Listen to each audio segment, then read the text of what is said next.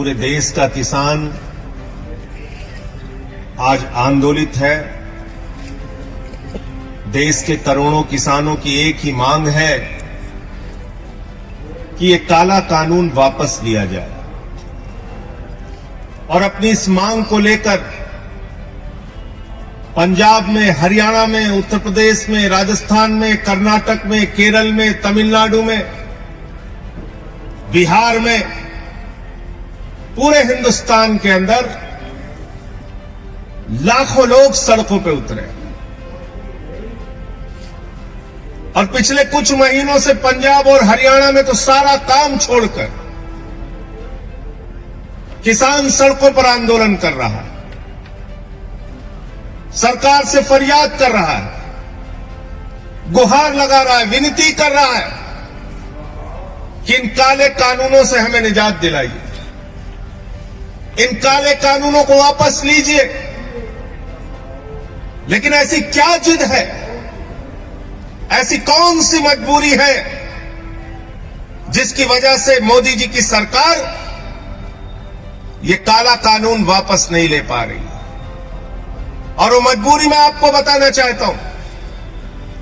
जब पार्लियामेंट के अंदर ये बिल आया, ये काला कानून आया, मैंने उसी दिन कहा था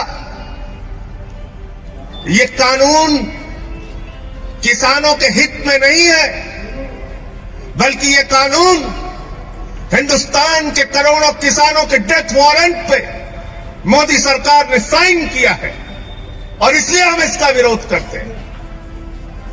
और हमने पार्लियामेंट के अंदर माइक तोड़ा था, मुझे निलंबित कर दिया गया।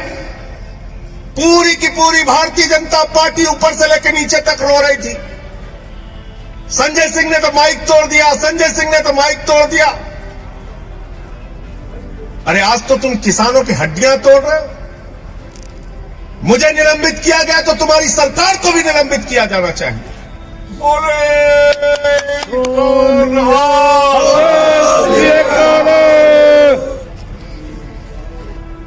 आप ये काला कानून लेकर आए, इस काले कानून के अंदर एमएसपी की गारंटी का एक शब्द नहीं।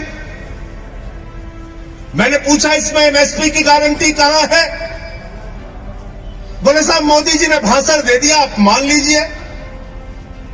मैंने कहा भाई मोदी जी ने कहा था 15 लाख हर खाते में आएंगे, बाद में कह दिया जुमला है। मोदी जी ने कहा था 2 करोड़ रोजगार हर साल मिलेंगे, बाद में कह दिया जुमला है। मोदी जी ने कहा जीएसटी से देश में दूसरी आजादी मिल जाएगी, बाद में राज्यों का शेयर नहीं दिया। मोदी जी ने कहा था इस देश के अंदर नोटबंदी से देश की तकदीर बदल जाएगी। अब नोटबंदी के फायदे हमें गिनाना तो दूर की बात है, जो नुकसान हुए इस पर बातचीत करना नहीं चाहते। मोदी जी तो थाली के भी फायदे गिनवा देते हैं, ताली के भी गिनवा देते हैं। मोदी जी के भाषण से एमएसपी की गारंटी नहीं मिलेगी। अगर मुझे एमएसपी नहीं मिली, न्यूनतम समर्थन मूल्य नहीं मिला, तो महेंद्र गोयल जी अगर मैं किसी जज के सामने जाऊंगा तो जज साहब कहेंगे कानून में कहां लिखा है बताओ। और तब मैं अगर कहूंगा कि मोदी जी का भाषण जज साहब आपने नहीं सुना, तो वो हमारी याचिका लेंगे और उसको कूड़ेदान में डाल देंगे। कहेंगे कानून से एमएसपी मिलती है, भाषण से एमएसपी नहीं मिलती, भाषण से एमएसपी नहीं मिलती। दूसरा, आपने इस कानून के अंदर कॉन्ट्रैक्ट फार्मिंग की बात लिखती, यानी किसान को उसके ही खेत में पूंजीपतियों का गुलाम बना दिया जाए। इस कानून में आपने असीमित भंडारण की छूट दे दी। इसका मतलब हिंदुस्तान का कोई भी पूंजीपति, अडानी और अंबानी, सस्ते में किसान से गेहूं खरीदेगा, सस्ते में किसान से धान खरीदेगा, सस्ते में फल खरीदेगा, सस्ते में सब्जियां खरीदेगा और सबका भंडारण करके अपने बड़े बड़े कोल्ड स्टोरेज में रखेगा। और जब बाजार में उसकी कमी आ जाएगी तो महंगे दामों पर हमको आपको बेचेगा। इस देश में जमाखोरी, कालाबाजारी और महंगाई को मोदी सरकार ने इस बिल के माध्यम से लीगलाइज करने का काम किया है। वैधता प्रदान करने का काम किया है। आप कहते हैं ये बिल किसानों को समझ में नहीं आता। मोदी जी भाषण देके समझा रहे हैं, उनके मंत्री भाषण देके समझा रहे हैं, कहते हैं बिल समझ में नहीं आया, बिल समझ में नहीं आया।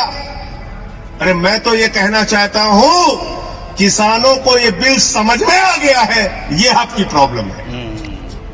ये आपकी प्रॉब्लम है कि किसानों को ये बिल समझ में आ गया है। और इसलिए आज पूरे देश का किसान आंदोलनरत है।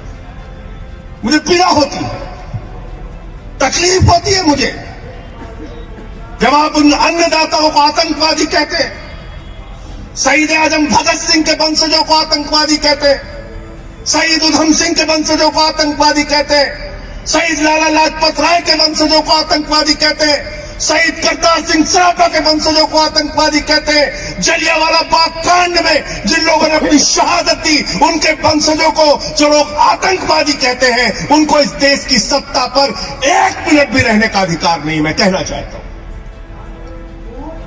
और इसलिए साथियों और दोस्तों, कल तो मोदी जी के सामने हम लोगों ने विरोध किया, हमारे साथी सांसद पंजाब के भगवंत मान जी ने जमकर विरोध किया और उनके बहरे कानों में आपकी आवाज पहुंचाने की कोशिश मैंने की। सदन चल रहा था तब भी की, सदन नहीं चल रहा है, सत्र नहीं बुलाया जा रहा है तब भी की, और आगे भी करता रहूंगा, लड़ता रहूंगा आपके लिए, आपकी आवाज को उठाता रहूंगा, क्योंकि हमारे नेता अरविंद केजरीवाल जी ने साफ तौर पे कहा है, आम आदमी पार्टी का एक एक कार्यकर्ता सड़क से लेकर संसद तक किसानों के मुद्दे पर उनके साथ रहेगा। लाठियां भी खानी हो, जेल भी जाना हो, आपकी सेवा भी करनी हो, एक कार्यकर्ता बनके, एक सेवादार बनके आपके साथ मजबूती से खड़ा रहे।